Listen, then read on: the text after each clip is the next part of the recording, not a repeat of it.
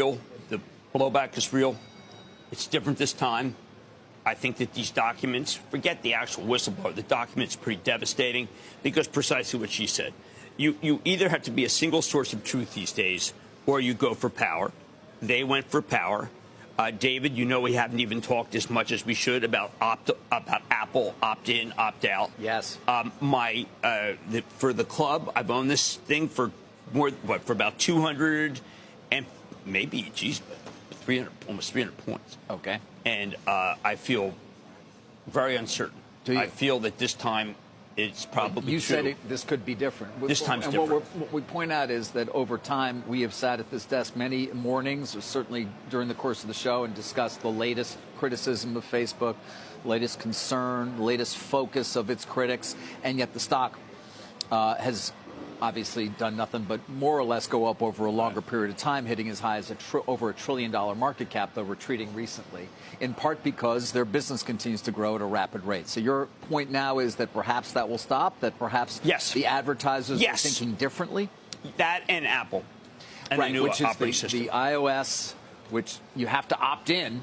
Right. And by the way, that's not just an issue for Facebook. That's an issue for any number of the apps that we all deal with every day that collect your information and obviously try to use it to help their business or a center of their business. Right. Now, Apple has chosen to be a single source of truth, as Mark Benioff says. They've been willing to say that's clearly not this opt. They don't want us to be able to get stuff that we don't want. Will the documents be used against Facebook? I think that if you are a major consumer products goods company, there'll be someone in the room at the board who will say, you know what, this is different.